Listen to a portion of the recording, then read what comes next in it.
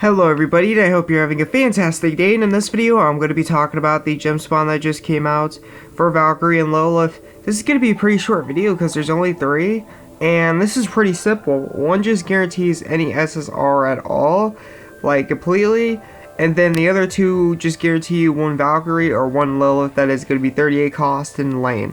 So with this spawn, I personally would honestly just skip over it.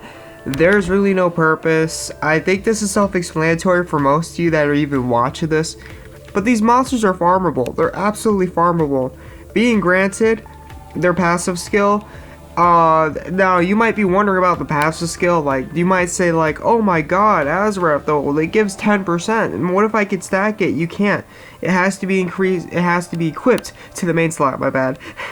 So you can only use one of these, and only one of these passive skills will activate. The rest of these will be, it can't activate if it's not in the main slot. So you can only have 1 Valkyrie or 1 Lilith passive skill. So that kind of destroys the point in having multiple of them, unless you really just want to spam 38 cost for guild battles to make sure your battle scores are their highest. And even then, you got 40 cost monsters, and those would be a better choice than the 38 cost. So not even needed. And these are farmable monsters too. So unless you're just completely starting off, and it may take you a while to get like per se, like, because I haven't really even touched this stuff to be fairly honest, like the Jewel of Enlightenments, it might be worth trying out because this stuff could be easily obtainable. I think if you get to 300k, it should be easily obtainable. Same for this stuff. This stuff might be a tad bit harder, but still pretty dang easily obtainable. I'm not sure about the Jewel of Enlightenment. The Jewel of Enlightenment might be a tad bit hard to actually get. Other than that, nothing else should be really difficult. And also, these are going to be mage stats. Magic attack, magic defense, and magic attack, magic defense. Well, this is defense and magic attack, but anyways, being granted, these are more mage stats, or like magic attack berserkers. So keep that in mind.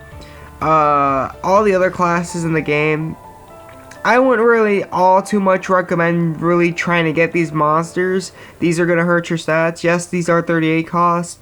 Yes, these do have a passive skill that help with the gear score of your other monsters.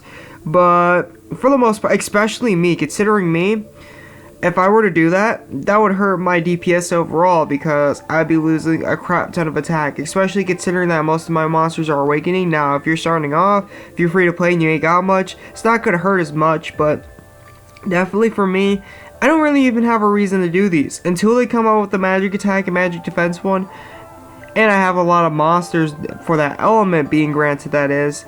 I personally don't really have big enough of a reason to actually be farming for these monsters, let alone they are farmable again, so wasting 30 gems on them, I personally don't think it's worth it.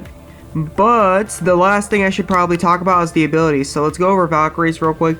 220 magic damage light is not a lot of damage, especially considering its animation. Look at all the swords. Only one of them hit it? What? Only one of them hit? That's a bit wild, don't you think, A-Team? Anyways, ability power boosted by 10 for each increases skill level. Increases stats of all allies by 50% for 120 seconds. That's a long time.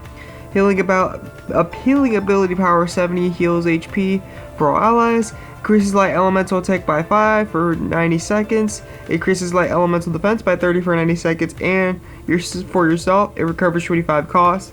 If that recovered 25 costs for all allies, I would definitely say this is a pretty handy monster. I mean, it's still a handy monster, but that cost, I wish it would be better if it was for everybody. This is not a bad monster whatsoever, being granted though. This could definitely be a helpful monster. Of course, there's better options out there for sure, but this is not a bad monster whatsoever. It's a pretty decent one. This one is helpful. This one's pretty good. Okay, so, but this one is more for like, well, this could be used for crystal assaults or guild battles. There are absolutely better monsters to use before you enter crystal assault. Not crystal assault for guild battles, a player versus enemy, that is. So this is definitely more of a player versus enemy monster. All the abilities it has are going to be definitely useful for player versus enemy, but only really the increased stats and recover 25 costs for yourself, which there are monsters that can do it for all allies, are really going to only be helpful in guild battle for crystal assault. Not really recommended for Coliseum and dual rooms. Okay, so we got Lilith right here. Ability power of 180, success value of 100, 2 times for magic damage dark. That's a bit more that's a bit stronger than our girl Valkyrie over there.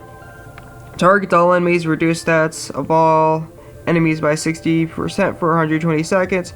Reduces status element resistance value by 60 for 120 seconds.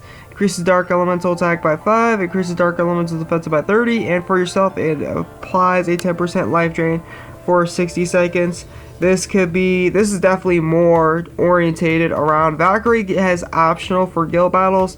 This one is for sure by far a lot more for player versus enemy completely, unless you absolutely need like the battle score. I wouldn't really even use this monster for guild battles, so this was just straight downright player versus enemy. So that's all for this video. Thank you for tuning in, thank you for watching, and I hope this helped out. This is the AzureWrath, and I'll catch you in the next video. I'm out. Peace.